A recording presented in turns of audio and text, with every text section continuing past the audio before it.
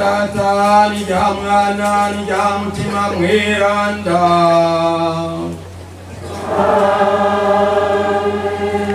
Nimhorano Mukama mukuru cyane umushaha mweranda wa Yesu.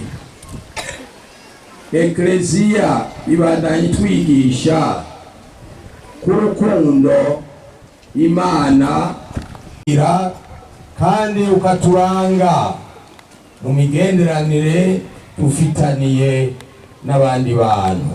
Uyu munsi hani wacu twashimye kwakira abakristo bagira imbere y'uko basigwa amavuta mweranda, ari byo twita ugukomezwa muri mutima mweranda.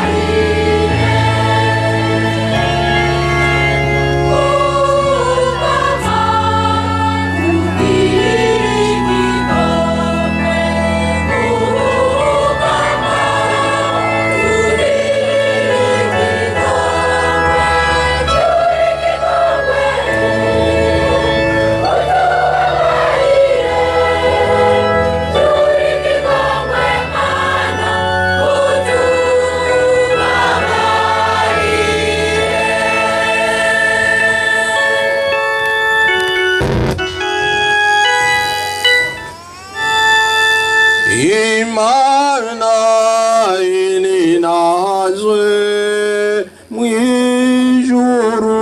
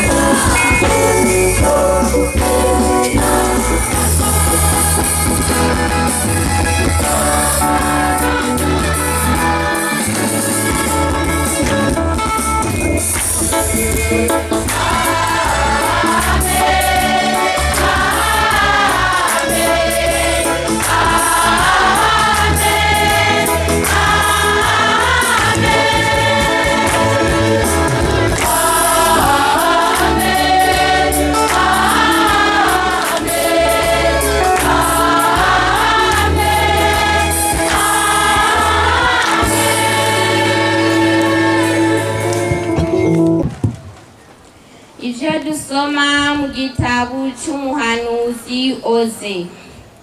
Ngiri iriyazwe n'Umukama. Aho Israeli ari muto naramukunze ndaheza uwo mwananje ndamuhamagara ngo ave mu Misiri. Jeho naramwigishije gutambuka ndamufata ukuboko ariko ntiyabonye ko nariko ndamubungabunga. Naramwiboheye ko ndamubohesha imigozi y'urukundo. Singira uko ishavu rigize ndaretse guhonya Israeli.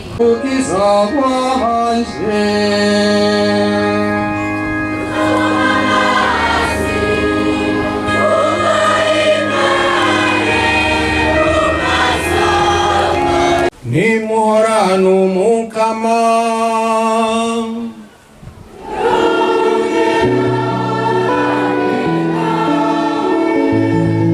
Ibyo dusoma mu nkuru nziza ya Yezu Kristu nk'uko twayishikirijwe na Yohani.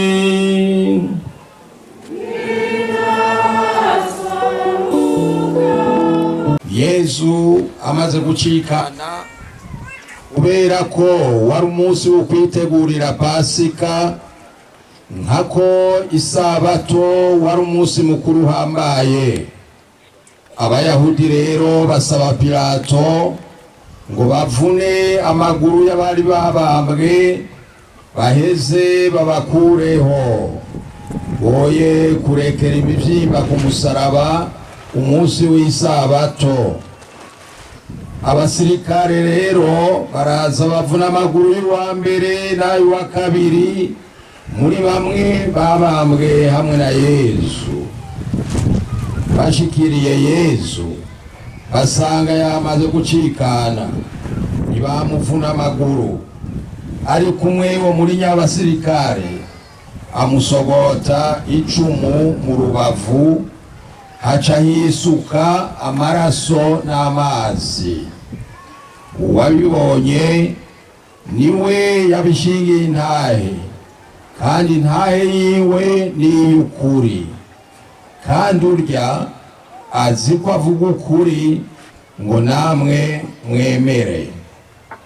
Ibyo rero byagenze gutyo ngo inyandiko itahe ngo nta gupfa ryiwe bazovuna, ahandi naho ngo bazokwihweza uwo basogose. Dushemeze ijambo ry'Imana.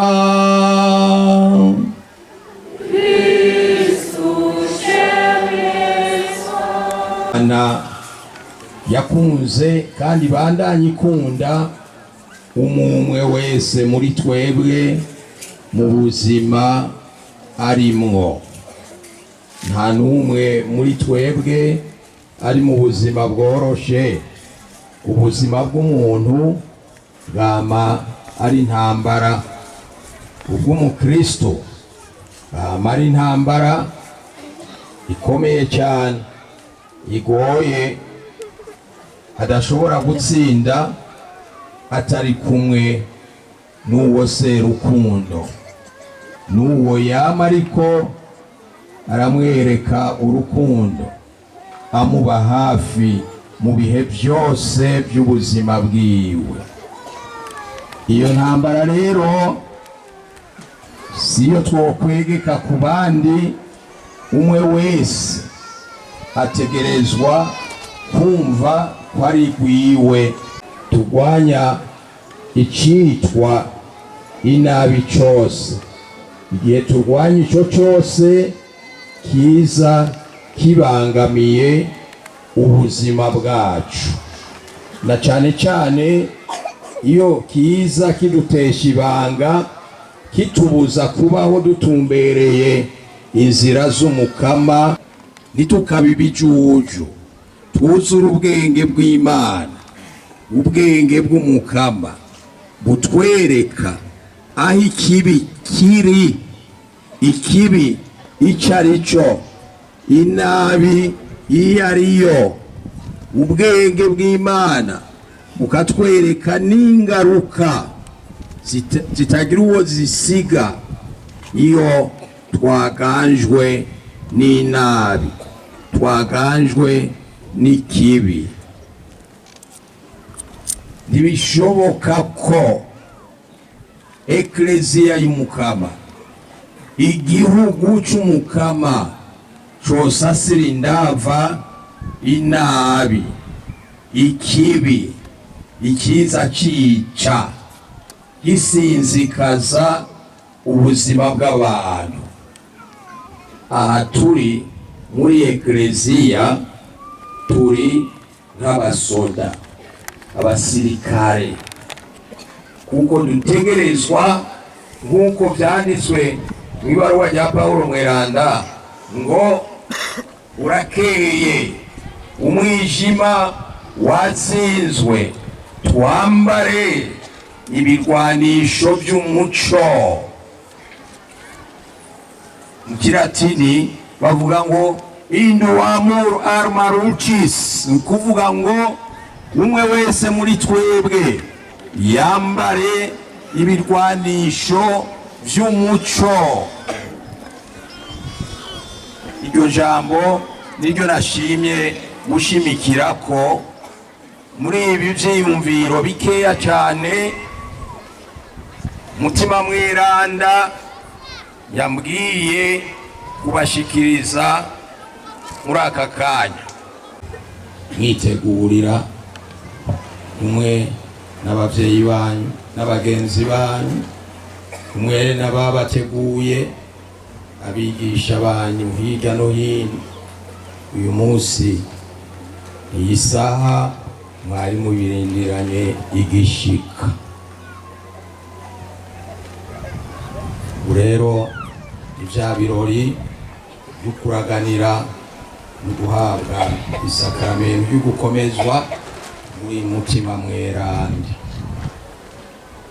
Ibibazo biza kubabaza izina rya ekleziya muvyishurane umutima nk'abasoda b'umukama,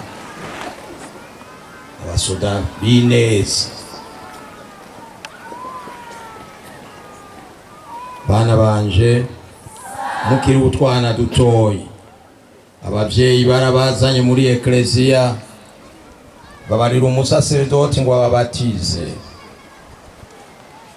Muri kiriya gihe nimwatahura ivyo mugirirwa kuko mwari bitazi.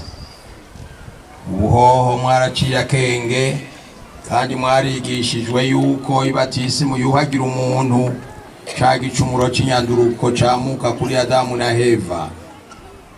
Uronsi yo batisimu acaba umugendanyi n'umunywanyi wa Yesu Kristo, namwe muri bo akaba umwana w'Imana, namwe muri bo. Iyo Mana niyo muvyeyi yifuza ko twoshika mu ijuru tukibanira nayo imyaka yose mu buhirwe budahera. Iyo tisimi twinjiza kandi mu muryango mushasha ari wo Ekleziya, tukaba twugururiwe n'ayandi masakramento.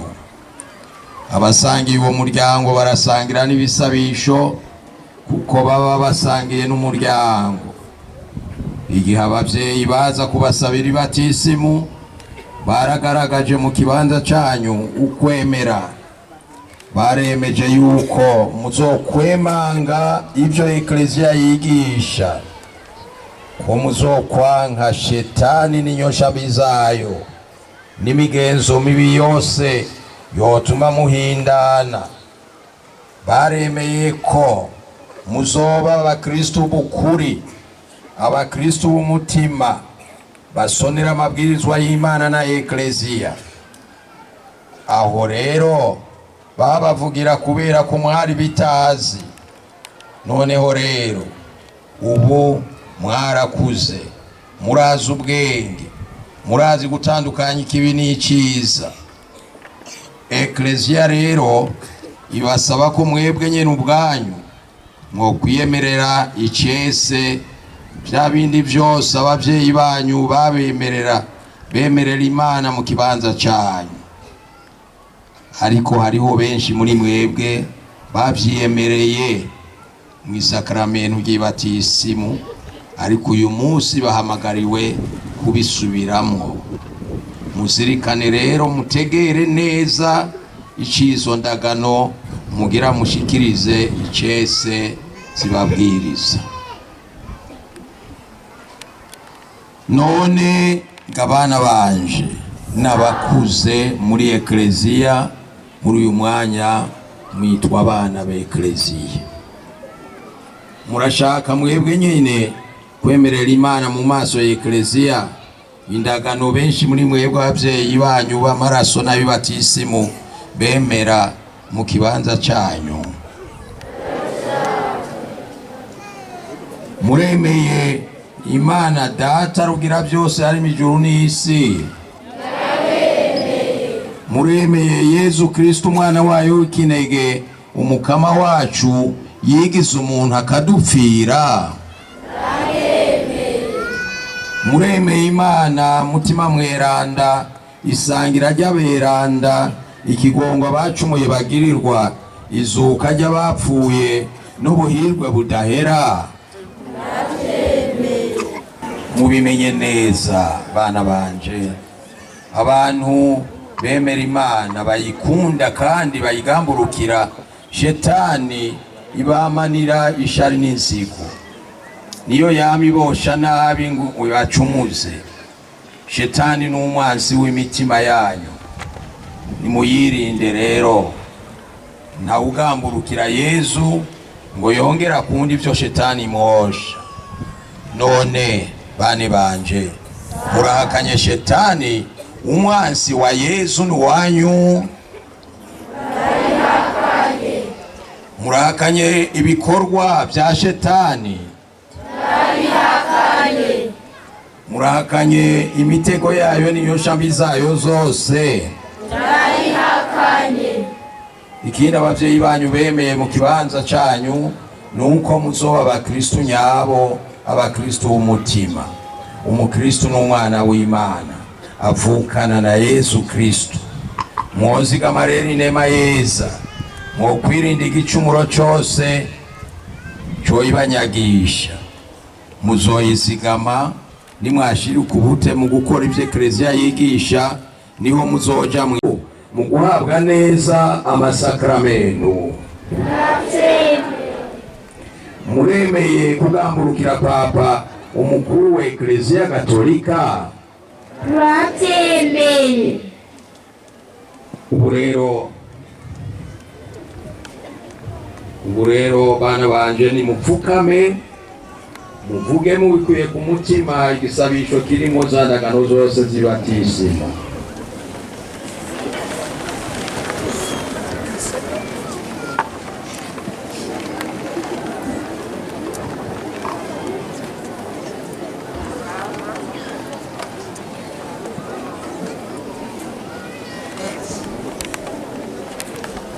mupfukamye mwese ugana umutima izi ndagano zose. Yesu Kristo umwana w'Imana, tugende.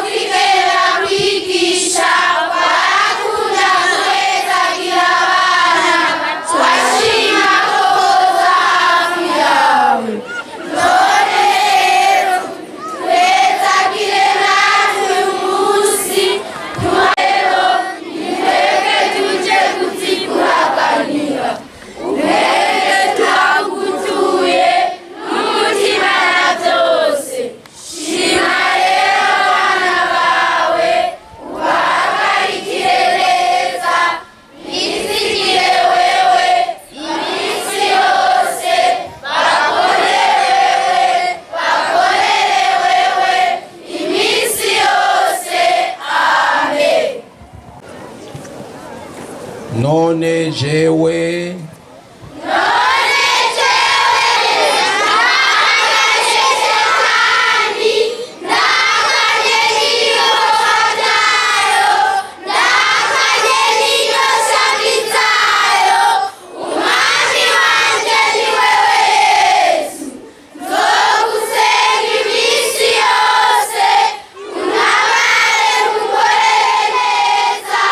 Urupfu ruze rusange nkiri umwana